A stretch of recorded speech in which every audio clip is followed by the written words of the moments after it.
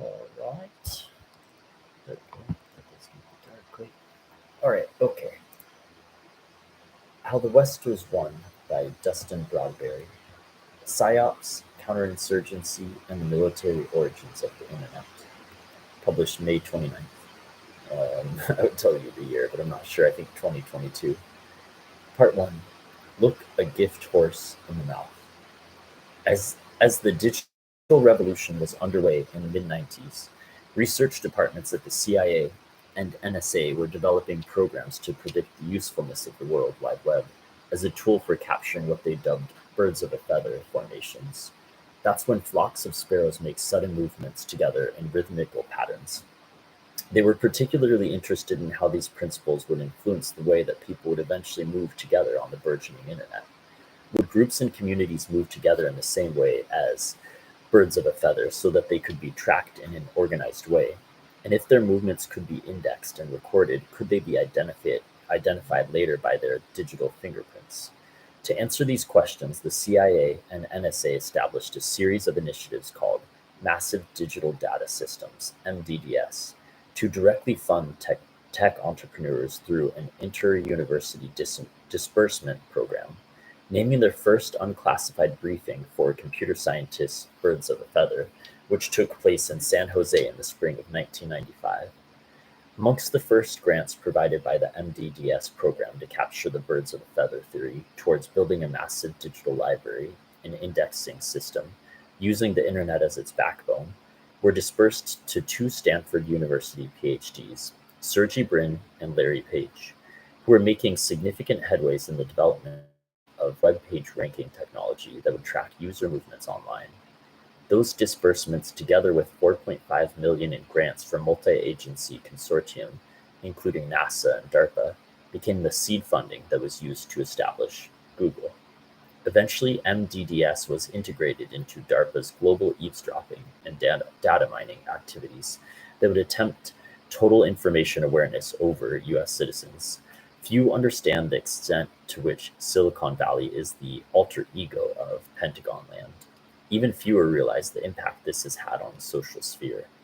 But the story does not begin with Google, nor the military origins of the internet. It goes back much further in time, to the dawn of counterinsurgency and PSYOPs during the Second World War. The dawn of PSYOPs. According to historian Joy Rhodes, a renowned physicist told U.S. Defense Secretary Robert McNamara in 1961, while World War I might have been considered the chemist war, and World War II was considered the physicist war, World War III might well have to be considered the social scientist war. The intersection of social science and military intelligence is recognized by the U.S. Army to have begun during World War I, when pre-war journalist Captain Blankenhorn established the psychological subsection in the War Department to coordinate combat propaganda. These gray area operations, as they became known, plateaued during World War II when military strategists, building on wartime research in crowd psychology, drafted social scientists into the war effort through the Office of Scientific Research and Development, OSRD. The office would aggregate information about the German people and develop propaganda and psychological operations, PSYOPs, to lower their morale. This culminated in 1942 with the U.S. federal government becoming the leading employer of psychologists in the U.S. OSRD, that's the Office of Scientific Research and Development, was an early administration of the Manhattan Project and responsible for important wartime developments in technology, including radar. The agency was directed by engineer and inventor Vannevar Bush, a key planner in the history of computing, known for his work on the Memex, an early hypothetical computer device that would store and index a user's books, records, and other information, which would go on to inspire the most major advancements in the development of personal computers over the next 70 years. As the Second World War ended and a new threat emerged from post-war ravaged Europe, scholars and soldiers once again reunited to defeat an invisible and aggressively expansionist adversary. Across the Soviet satellites in Europe and in the nations threatened by communism in Asia, Africa, and Latin America, Cold War special operations, as they became known, were a nebulous category of military activity that included psychological and political warfare, guerrilla operations, and counterinsurgency. To mobilize these special warfare tactics, the Army established the Office of the Chief of Psychological Warfare, OCPW, in 1951, whose mission was to recruit, organize, equip, train, and provide doctrinal support to Psy warriors.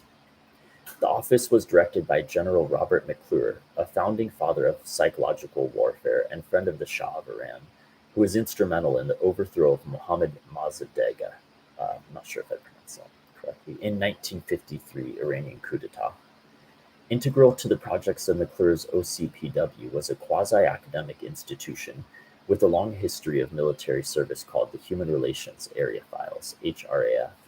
Founded by anthropologist turned FBI whistleblower George Murdoch, HRAF was set up to collect and standardize data on primitive cultures around the world. During World War II, its researchers worked hand in glove with naval intelligence to develop propaganda materials that would help the U.S. liberate Pacific nations from Japanese control. By 1954, the department had grown into an inter-university consortium of 16 academic institutions, funded by the Army, CIA, and private philanthropies.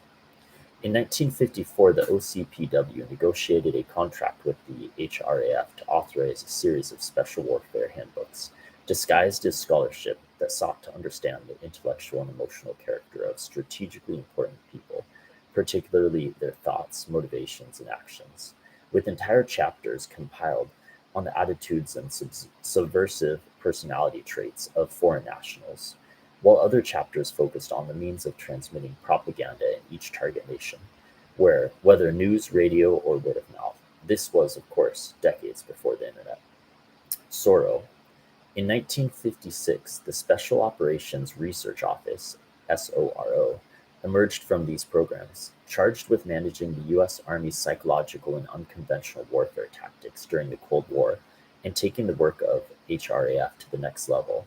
SORO set about the monumental task of defining the political and social causes of communist revolution, the laws governing social change, and their theories of communication and persuasion that could be used to transform public perception. SORO formed a central component of the Pentagon's militarism of social research, and particularly the ideas of doctrine that would usher in a gradual shift toward an American-led world order.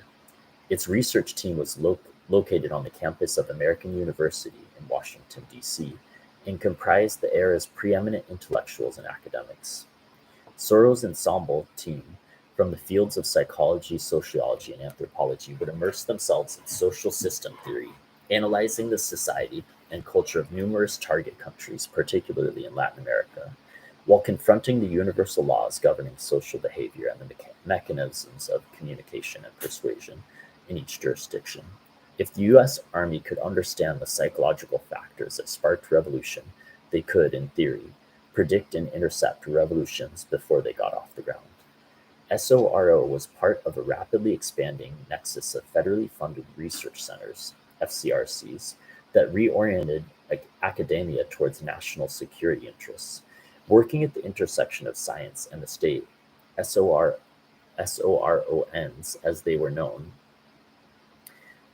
advocated for an expert-directed democracy, regardless of the totalitarian consequences of social engineers and technocrats acquiring control over the thoughts, actions, and values of ordinary people.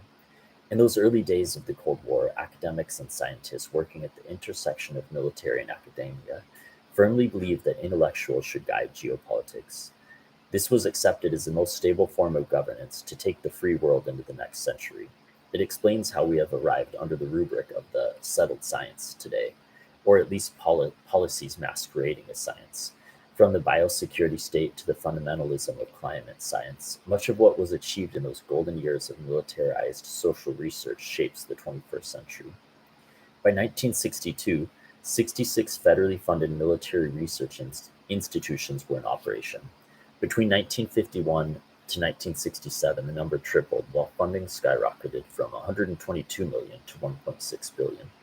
But as opposition to the Vietnam War intensified in the 1960s, a growing number of intellectuals, policymakers, and academics became increasingly concerned that the national security state was morphing into the statist, globalist force it had been fighting during the Cold War, and began publicly criticizing Pentagon-funded social scientists as technocratic social engineers. This inspired a wave of discontent for the militarization of social research to grip America, culminating in 1969 with American universities' administrators banishing Soro from their campus and severing ties with their military partners.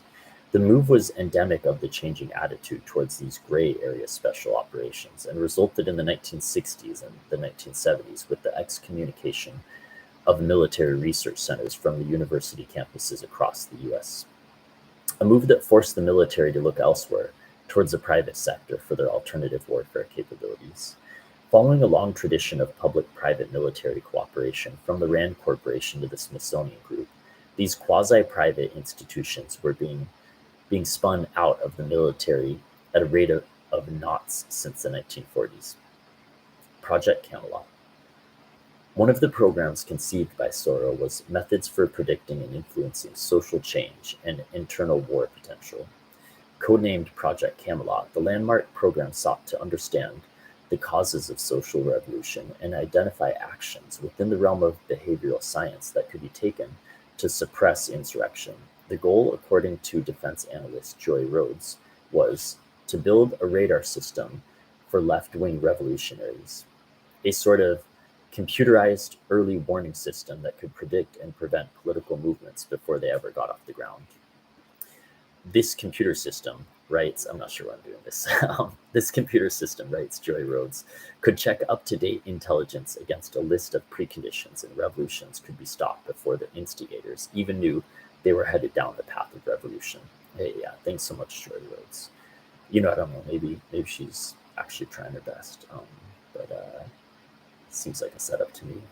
The research collected by Project Camelot would produce predictive models of the revolutionary process and profile what social scientists deem revolutionary tendencies and traits. It was anticipated that such knowledge would not only help military leaders anticipate the trajectory of social change, but it would also enable them to design effective interventions that could, in theory, channel or suppress change in ways that were favorable to U.S. foreign policy interests. By U.S. foreign policy interests, we could really read the people above the U.S. that control the forces in this world, the international bankers, you name it. But as you go down the power structure, it would be the people at the highest U.S. But ultimately, it comes from above that. No one nation is in control of things. It was intended that the information gathered by Project Camelot would funnel into a large computerized database for forecasting social engineering and counterinsurgency that could be tapped at any time by the military and intelligence community. But the project was beleaguered by controversy when academics in South America discovered its military funding and imperialism motives. The ensuing backlash resulted in Project Camelot being ostensibly shut down, though the core of its project survived. Multiple military research projects picked up on Project Camelot's early warning radar system for left-wing revolutionaries, while its computerized database for forecasting, social engineering, and counterinsurgency went on to inspire a nascent technology developed in the years to come that would eventually become known to the world as the Internet. The military origins of the Internet. As Sasha Levine reveals in his groundbreaking book, Surveillance Valley, at the height of the Cold War, U.S. military commanders were pursuing a decentralized computer communication system without a base of operations or headquarters that could withstand a Soviet strike without blacking out or destroying the entire network. The project was coordinated by the Defense Advanced Research Projects Agency, DARPA, created by President Eisenhower in 1958, for the development of technologies that would expand the frontiers of science and technology and help the U.S. close the missile gap with the Soviets. Any of these things that are for the U.S. benefits to fight the Soviets, things like that. I mean, that's the theater of war. That's the official story that we believed back then, and that some would still believe today. But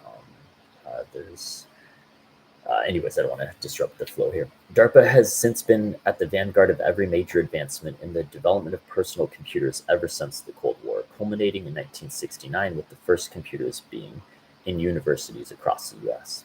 A few years later, DARPA would develop the protocols to enable connected computers to communicate transparently across multiple networks.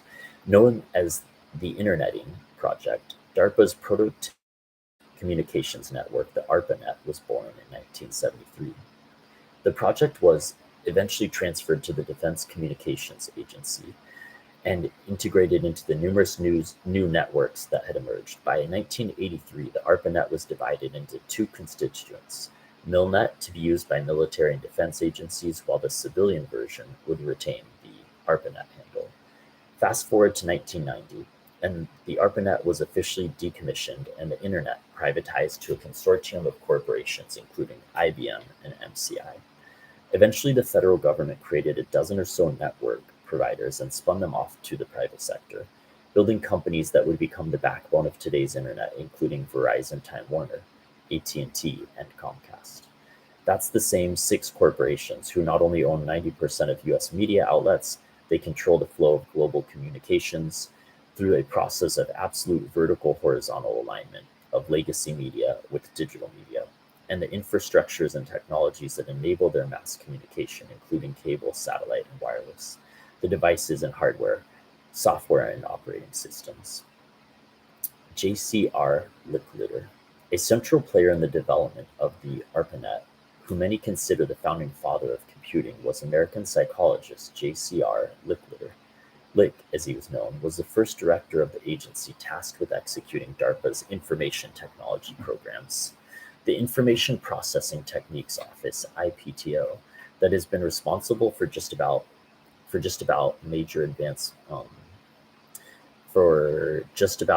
major advancement in computer communication since the 60s. As Stephen J. Lukalisk, a contributor to the ARPANET project, reflected in his paper, Why the ARPANET Was Built, Lick saw information technology and behavioral and cognitive science issues as connected. Lick was essentially predicting how the internet would go on to evoke real-world social processes that have radically transformed how we communicate, organize, and process information. It is no coincidence that a psychologist of Lick's caliber was at the vanguard of a new technology designed to exploit basic vulnerabilities in the human psyche.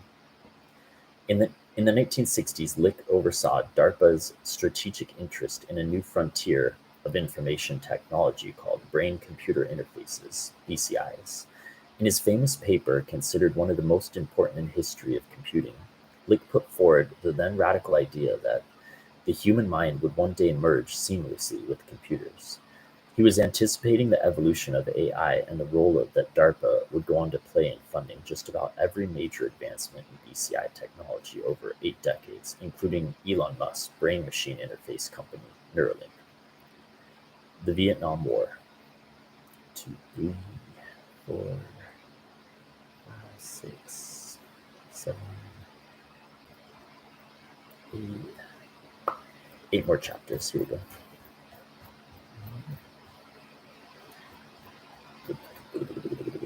Cool. The Vietnam War. Let's see. Oh, my head's out of picture. 18 minutes in. My head's been up here the whole time. No worries.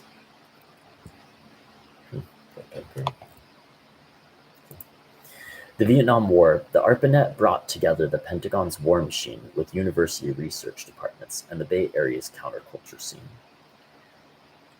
I'm going to pause this here, see how this first test stream did. All right. If anybody's watching this, thank you. This is Dustin Broadbery's work. He has 1, 2, 3, 4, 5, 6, 7, 8, 9, 10, 11, 12 articles. I have a link put up here provided, so if you'd like to read his articles on your own, go ahead and check out that link. And I've just recently come across Dustin Broadbery, and finding his work is sort of fascinating and right in line with the type of interests that I'm intrigued about. But someday, hopefully, I'll chat with him. And anyways, best of luck out there.